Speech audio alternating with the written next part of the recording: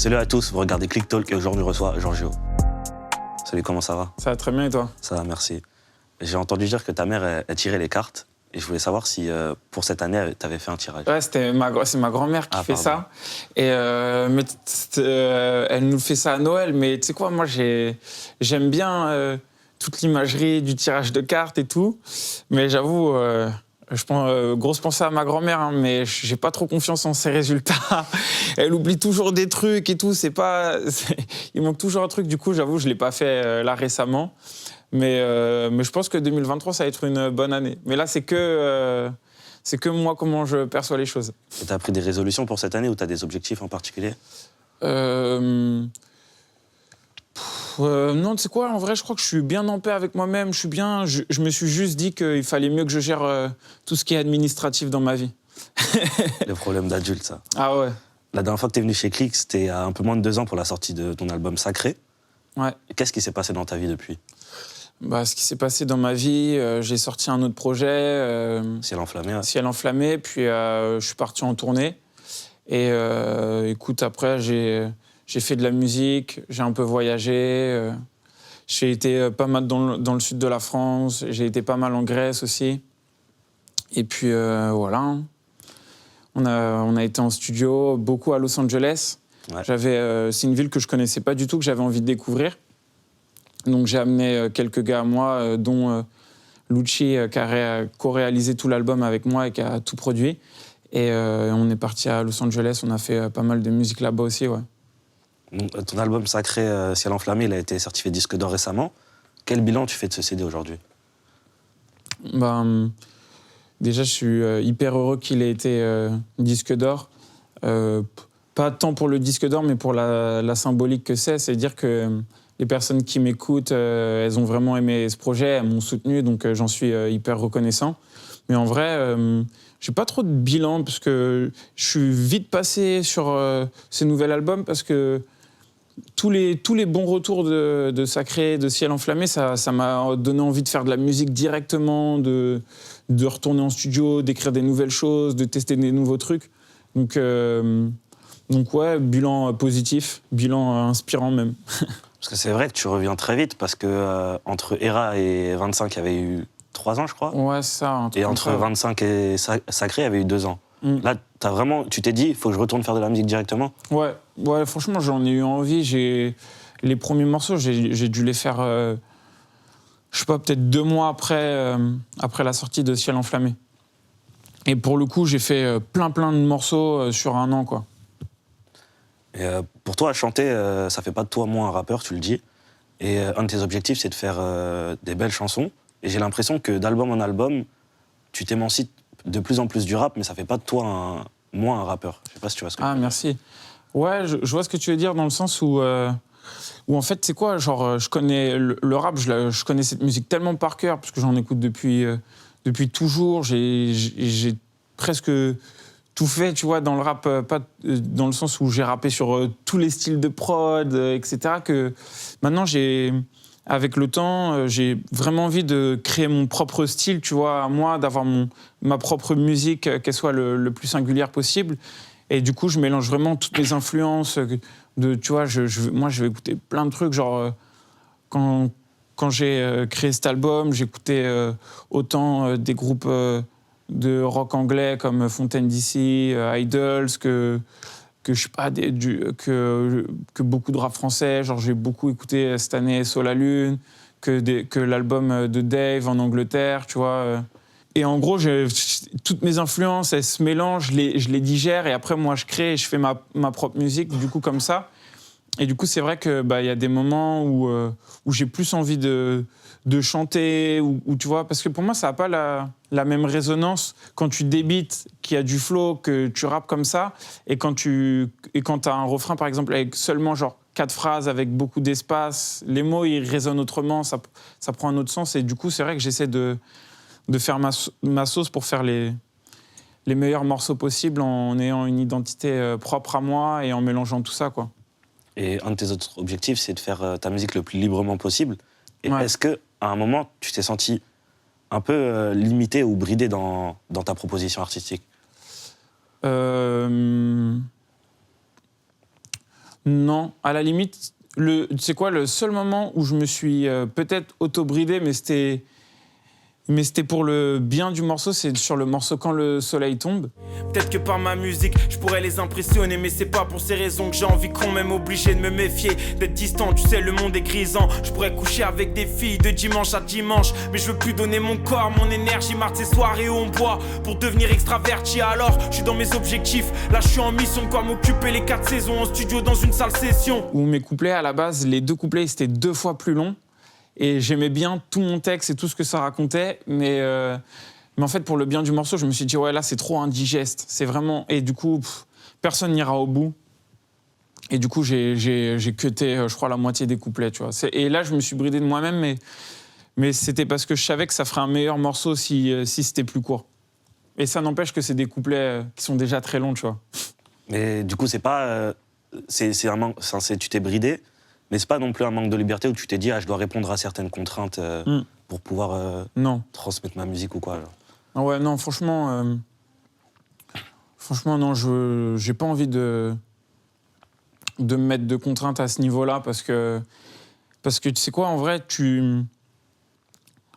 moi, je donne tout pour faire le meilleur album possible et qu'il soit le plus réel possible, etc. Mais après, tu contrôles pas si l'album il va plaire ou s'il va pas plaire. Et tu vois, au moins, tu vois, si tu te brides, que tu réponds à des standards, à des codes, etc., et que ton album il marche pas, bah là, tu auras 1000 regrets. Tu te diras, putain, j'ai pas fait ce que je voulais faire, et en plus, ça marche même pas. Alors que là, quoi qu'il arrive, que l'album il cartonne à fond ou que ça marche pas, quoi qu'il arrive, j'aurais fait l'album que je voulais faire, dont je suis fier et que je kiffe, et donc du coup, j'aurais 0 regret, tu vois. Du coup, toi, des débuts avec 93 mm au premier projet comme Une nuit blanche et des idées noires, en passant par Ira ou encore 25, ça fait plus de 10 ans que tu as commencé à sortir des projets. Et je voulais savoir, pour toi, c'était quoi la meilleure période pour le rap français? Ou du moins ta préférée, de ce que tu as vécu? De ce que j'ai vécu?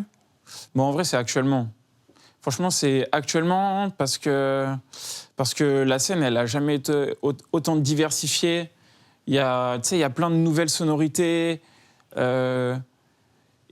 Aujourd'hui, je trouve que tu peux tout faire aujourd'hui sans sonner vieux, tu vois. C'est-à-dire qu'il y a des morceaux qui sont sur des BPM et qui sonnent boom bap, mais qui sont genre modernes, vu comment le beat il sonne, vu les flows même quand même si c'est des trucs un peu old school dans la manière de faire. Et puis il y a plein de nouveaux styles de rap, il y a plein de manières d'utiliser l'autotune. Parfois, c'est juste dans les ambiances, dans les ad-libs, tout ça. Parfois, c'est sur tout un couplet, comment tu peux avoir des mélodies, rapper de manière hyper brute, chanter. Aujourd'hui, la scène, elle est vraiment dans le rap. Il y a plein de sous-genres de rap, tu vois, qu'il n'y avait pas avant et tout. Donc franchement, je pense que c'est celle qui me fait le plus kiffer. Et puis après, je pourrais dire aussi... forcément, tu vois, ma période à moi vers 2012, parce que là, c'était mes débuts. Et donc, tu sens qu'il se passe un petit truc, tu vois, quand je sors, par exemple, Mon Prisme, où il y avait mon morceau Homme de l'ombre. Et c'était une période où je faisais grave des open mic. Du coup, il y avait une espèce de... D'effervescence un peu. Ouais, d'effervescence avec mes potes aussi, tu vois. Quand on sortait, on allait au open mic. C'est comme ça que j'ai rencontré les mecs de l'entourage, d'un 995, etc. et tout. Et donc, forcément, ça, c'était un bon délire. Il y avait un renouveau. Je trouvais que le rap se réinventait, tu vois, dans cette période 2011, 2012, tout ça. Et puis, donc ça, c'était cool à vivre. Je suis content de l'avoir vécu. Mais en vrai, la meilleure période pour moi, c'est actuellement, ouais. Et du coup, sur ces un peu plus de 10 années, c'est lequel le projet dont tu es le plus fier? Le projet dont je suis le plus fier, bah franchement, celui qui a le plus marqué les gens jusqu'à présent, je pense que c'était quand même Era, tu vois, où là j'ai senti qu'il y avait un vrai gap, et donc je suis hyper content d'avoir fait ce projet-là. Mais tu vois, mon dernier album, Années sauvages, je trouve que c'est celui où j'ai le mieux réussi à mettre le meilleur de moi pour faire un album global, genre vraiment très cohérent, avec une vraie identité et tout. Donc en vrai, c'est celui-là. Et ton dernier projet court, il date de 2014, c'était l'EP à l'abri. Ouais. Pourquoi depuis, t'as jamais sorti de mixtape ou d'EP ou un format plus libre qu'un album? Tu sais quoi, parce que en fait, à chaque fois que je finis un album, moi, ce que je fais, c'est que je me mets à refaire de la musique, tu vois. Sans me dire, je vais faire un album ou quoi, je me remets à faire de la musique. Et dès que j'ai pas mal de titres que je trouve chauds et qui ont, tu sais, genre une espèce d'identité entre eux, tu vois, où c'est un peu cohérent et tout, bah là, je me dis que c'est la base d'un projet, puis après, j'en fais d'autres. Et en fait, à chaque fois, moi, je fais genre 40 titres. Et du coup, tu sais, je dois réduire. Du coup, mes derniers albums, c'était un peu long. C'est pour ça que celui-là, il n'y a que 15 titres. Je voulais que ça soit vraiment... qu'il y ait un début, une fin, que ça soit cohérent et tout. Et en fait, comme le format album, il est plus long, j'avoue, à chaque fois, je me suis retrouvé à faire des albums, mais je ne suis pas fermé à l'idée de ressortir un EP à un moment ou un projet genre plus instinctif, tu vois, dans le sens où ça sort plus vite, je le fais, je le balance peu de temps après et tout. Et c'est vrai que ça fait longtemps que je n'ai pas fait ça. Et du coup, de tous les morceaux que tu as dû jeter quand tu faisais le tri de tes albums, si tu devais en sortir un seul, ce serait lequel? Il y a un morceau que j'ai jeté qui s'appelle Malade. Et en fait, à chaque fois que je le réécoute, je me demande pourquoi je l'ai jeté. Pourquoi pas le ressortir du coup? Ouais, je pense que franchement, il pourra ressortir.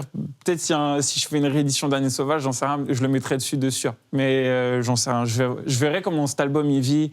Je verrai de quoi j'ai envie. Je suis dans l'instant présent, tu vois. Revenons sur le projet Sacré. Au moment de la sortie, tu avais aussi écrit un livre. Ouais. Ça s'appelait Instant Sacré. Et il me semble que tu es un grand fan de littérature. Je voulais savoir, c'était quoi les dernières lectures qui t'ont inspiré? Les dernières lectures qui m'ont inspiré,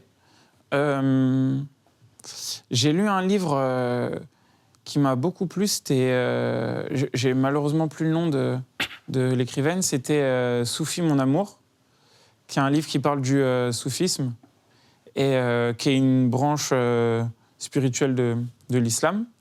Et en fait, c'était hyper intéressant parce que je sais pas, c'est un livre qui parle beaucoup de l'énergie d'amour et évidemment de spiritualité, mais dans un truc très... je sais pas, c'est un livre qui est à la portée de tous dans sa lecture. C'est pas genre hyper intellectuel ou, tu sais, parfois avec la question de religion ou quoi que ce soit, ça peut être... dur à digérer, etc. Et là, c'est dans la manière dont c'est écrit, c'est assez moderne, etc. Et ouais, c'est un livre qui m'a beaucoup plu, où je me suis dit, ah ouais, c'est intéressant de se recentrer sur soi-même, de prendre du temps, etc. Donc ouais, je conseillerais celui-là. Et toujours dans la littérature, la préface de ton album, elle a été écrite par une écrivaine. Ouais, Diati Diallo. Pourquoi ce choix? Bah, en fait, tu sais, avec les albums, t'envoies souvent une bio et tout. Et en fait, là, c'est mon 5e album. Plutôt que d'avoir une bio qui parle de l'album, que je pourrais partager qu'aux journalistes et qui, a priori, me connaissent déjà ou quoi, je me suis dit que c'était plus intéressant d'avoir un texte poétique qui parle de l'album et en fait, de parler de l'album avec une autre œuvre d'art, tu vois, d'une certaine manière. Et moi, j'avais lu son roman qui s'appelle 2 secondes d'air qui brûle. Sur les violences policières, c'est ça? Ouais, c'est ça. En fait, si tu veux, c'est plus sur la vie de 5 jeunes dans un quartier après une violence policière qui arrive assez tôt. Et j'avais aimé son écriture, donc en fait, je l'ai contactée, je lui ai proposé. Et elle était direct emballée par l'idée.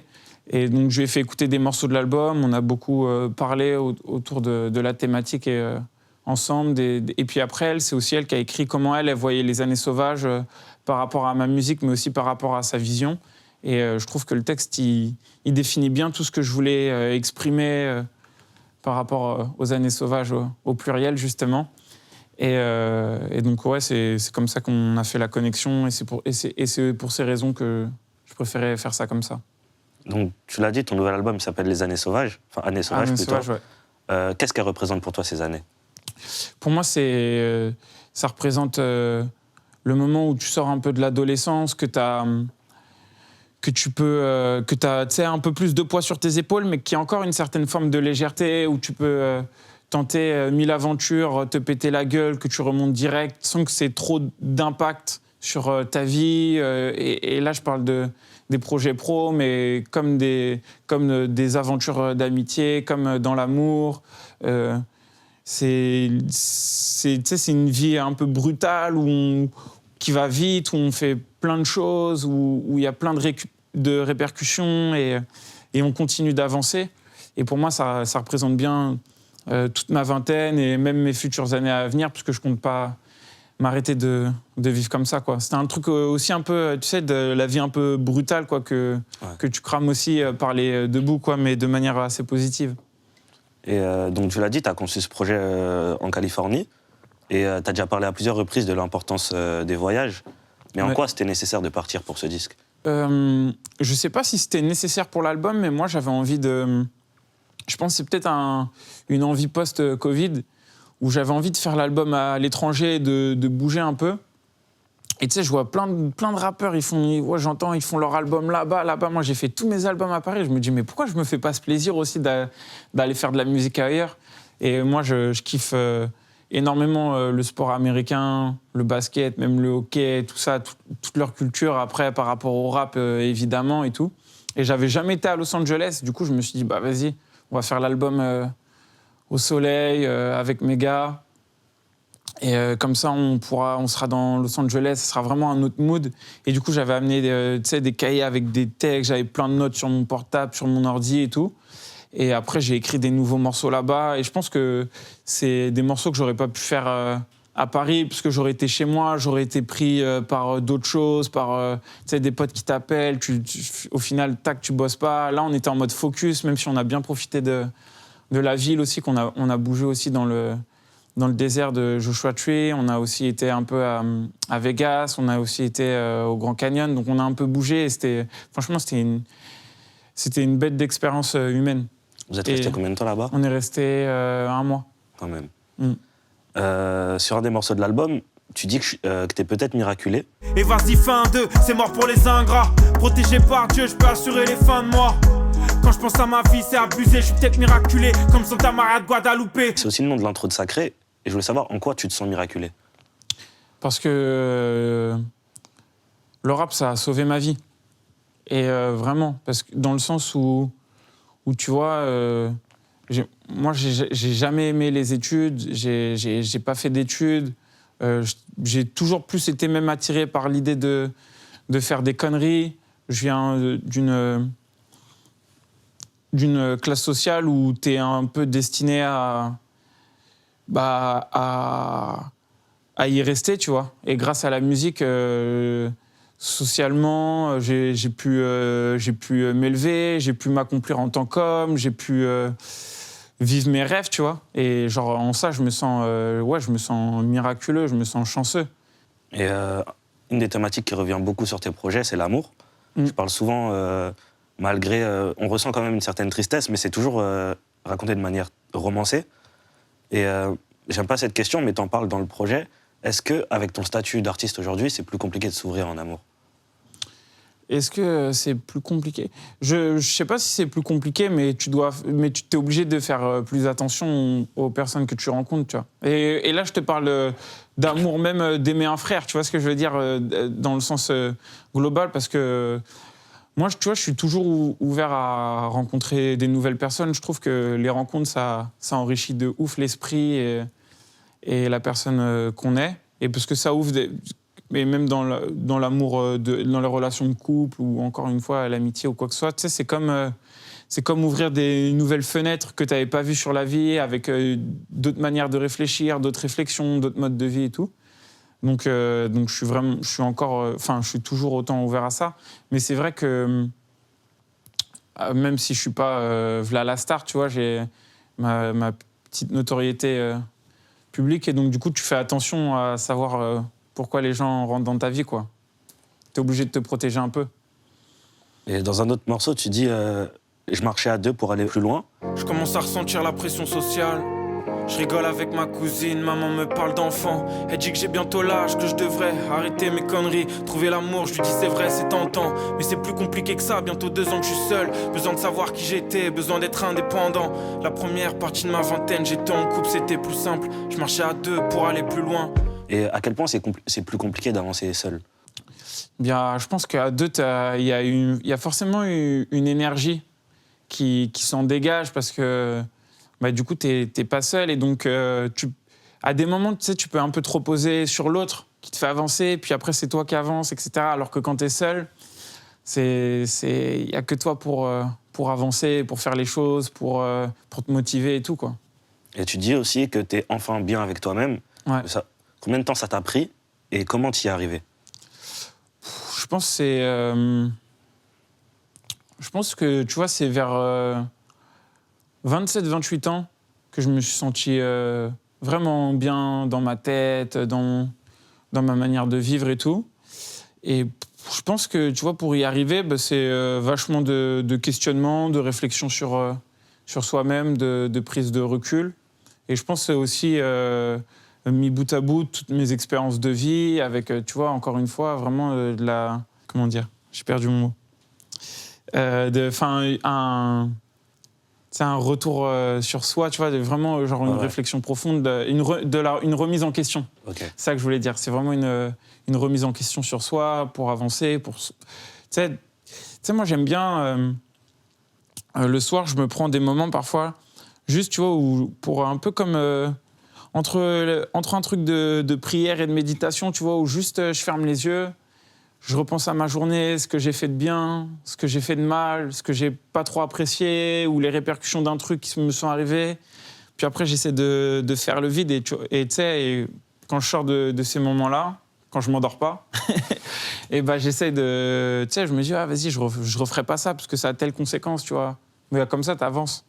Et un des autres moments qui te permet de te ressourcer, t'en parles sur tous tes projets quasiment, c'est les balades dans Paris, que ce soit à pied ou à vélo, avec de la musique. Ah, ça, j'aime trop. C'est quoi ton rapport à la ville de Paris?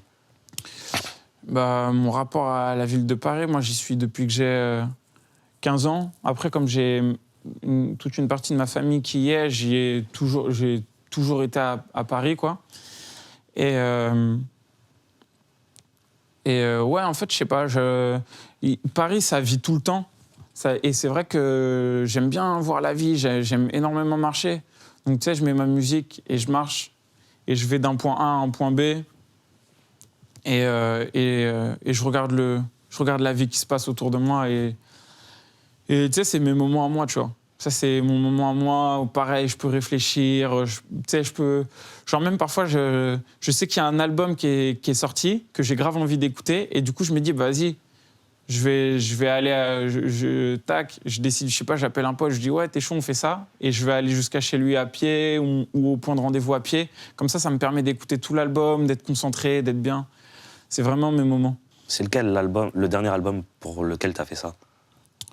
Le dernier album pour lequel j'ai fait ça, je vais me répéter, mais je pense que c'est Fissure de vie de SO La Lune, où je me le suis repris en marchant hyper bien et tout. Pour ton projet, t'as eu une idée que j'avais jamais vue, je crois. T'as fait un coffret en béton que tu dois casser pour récupérer le CD. Ouais. D'où vient cette idée? C'est une idée qu'a eu un gars à moi qui s'appelle Léo, avec qui je bosse. Et on en parlait. Et moi, au départ, je voulais... c'était sur la cover, je voulais qu'il y ait un truc un peu bétonné. Et l'idée, elle a découlé de ça, de conversation et tout.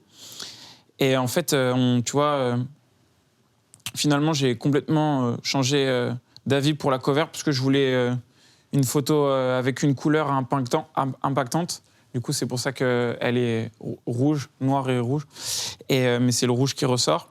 Et en fait, j'aimais bien l'idée... Comme l'album, c'est Années sauvages, j'aimais bien l'idée d'un truc sauvage pour récupérer l'album et de péter le béton comme on casserait tu vois, les murs qui nous enferment, qui nous cloisonnent. Et en même temps, il y a cet acte de destruction qui va bien aussi avec le côté sauvage. Donc voilà. Et donc sur le projet, on retrouve 3 invités. Il y a PLK, on en parlait tout à l'heure, Yoa et Jossman. Et moi, j'aimerais qu'on parle du morceau avec PLK, parce que je trouve que c'est une connexion qui est logique, dans le sens où lui, il fait partie d'une génération d'artistes qui est juste en dessous de la tienne. Ouais. Mais vous avez quand même fréquenté les mêmes endroits. De ouf. Comment la connexion, elle s'est faite? Bon, en fait, avec PLK, on se connaît depuis... je sais pas, moi, j'ai dû rencontrer PLK, il était tout jeune, je pense. Ça devait être un Planet Rap d'un 995, je pense qu'il devait avoir... 15 ans. Ouais, 15 ans. Ouais, il devait avoir 15 ans, un truc comme ça. Donc, en vrai, on se connaît depuis archi longtemps, puis on s'est jamais perdu de vue, tu vois, dans le sens où, comme on a chacun fait nos raps, on a plein de monde en commun, tu vois, en vrai, PLK, c'est mon ref depuis archi longtemps. Et on n'avait jamais fait de morceaux ensemble parce que tu sais, chacun était dans ses trucs et puis notre musique, elle peut se rejoindre à des moments, mais à d'autres moments, tu vois, elle est assez éloignée, donc il fallait le bon morceau, le bon projet, le bon timing pour le faire. Et je pense que c'était le bon. Puis en plus, on roule tous les deux avec le label Panenka depuis aussi maintenant des années. Et donc en fait, ça s'est fait... après, ça s'est fait hyper simplement, tu vois, en quelques messages. Juste trouver le bon timing pour s'attraper. Puis après, on est allé en studio et voilà, on a fait le morceau. Et sur la label Panenka, il y a aussi la chanteuse Yoa. Ouais. Ça aussi, c'est une connexion logique? Moins évident, je pense, parce que du coup, elle vient pas de... C'est pas du rap, tu vois. Donc moi, je trouve que quand c'est pas du rap, c'est forcément une connexion qui est moins logique, tu vois. Ouais. Et en fait, tu vois, moi, je l'ai découvert avant qu'elle signe chez Panenka par mon petit frère, qui m'avait fait écouter un de ses morceaux, Diabolomante, et j'avais déjà beaucoup aimé. Puis après, elle a signé chez Panenka, donc je l'ai encore plus suivi, tu vois, parce qu'il y a grave un truc un peu de mif dans ce label. Et en fait, il y a un morceau qui, malheureusement, je m'en rappelle plus le titre, qui est dans son dernier EP qu'elle a sorti, qui m'a grave plu. Et c'est à ce moment-là, et moi j'avais déjà écrit le morceau, j'avais déjà écrit mes couplets, j'avais déjà la prod, et c'est en écoutant son EP où j'ai trouvé qu'elle avait vraiment beaucoup de caractère, qu'elle avait un truc vraiment à elle, et je me suis dit, ah ouais, j'ai envie qu'elle soit sur l'album aussi. Loin des regards et des dangers, j'ai pris mon temps pour oublier. Dis c'est quoi ta vie sans moi? Et si je partais en fumée comme un vieux bâtiment brûlé, je pourrais voler sans toi. Donc après, ça s'est fait hyper... je pense que c'est un des derniers morceaux qu'on a enregistré de l'album. Ça s'est fait vraiment un peu en mode dernière minute et franchement, je suis hyper content du résultat. Toujours en parlant de collaboration, je crois qu'à l'époque, vous aviez fait un morceau avec Laylo que vous n'avez pas retrouvé. Ouais. Et tu disais que vous deviez en refaire. C'est toujours d'actualité? Ouais, j'aurais aimé qu'on puisse le refaire sur cet album. Après, on n'a pas pu, chacun était dans ses trucs. Après, j'espère qu'un jour, on aura l'occasion d'en faire un autre, j'en sais rien, on verra bien. Moi, j'aimerais qu'on parle du morceau posthume. Toi, en tant qu'être humain, en tant qu'artiste, qu'est-ce que tu aimerais laisser comme héritage après ton passage sur Terre? J'espère, je sais pas, je crois que je suis plus dans l'acceptation de mener ma vie, tu vois, d'essayer de me comporter le mieux possible, même si, comme tout le monde, je suis plein de contradictions, etc., tu vois, d'essayer de faire... d'apporter ma pierre à l'édifice le plus humblement possible pour rendre le monde meilleur, tu vois, à ma petite échelle. Et après, je crois que c'est ça le plus important. Après, je crois que je m'en fous un peu de ce que je vais laisser, que ce soit dans la musique ou en tant qu'homme. Vas-y, tu vois, genre, pour moi, on n'est que de passage. Il faut genre, être le meilleur possible, tu vois. Et je parle en tant qu'être humain, pas de compète, pas dans la musique ou quoi. Et vas-y. Après... Il y en a d'autres qui feront la même chose et tant mieux. Genre, j'ai pas envie ou je ressens pas le besoin de marquer l'histoire. On arrive bientôt à la fin. Je voulais te demander, c'est quoi tes 3 morceaux préférés sur le projet? Je pense que... Ça, c'est une question où je pense que ma question, elle changera tout le temps. Mais là, comme ça, je dirais Enfant sauvage. C'est un morceau que j'aime beaucoup. Quand le soleil tombe aussi, qui me tient beaucoup à cœur. Et puis, vas-y, je veux t'en donner 4. Je dirais Froid, qui est le morceau avec Jossman, et Infini, qui est l'outro. Et tu seras en concert au Zénith le 13 mai. Ouais. Est-ce que tu as hâte? J'attends que ça, là. Je suis trop excité de faire le Zénith en mai. Ça va être une date unique et je vais faire un très, très gros show. Donc, avant de se quitter, déjà, je voulais te remercier. Et j'aimerais que tu poses une question aux internautes et ils répondront en commentaire. Bah, merci à toi pour l'interview. Et une question à leur poser. Qu'est-ce qu'ils ont envie ma question, c'est qu'est-ce que vous avez le plus envie de réussir en 2023 ? Comme on est en début d'année, ils nous diront. Bonne question. Merci beaucoup, Giorgio. Merci à toi. Ça tue.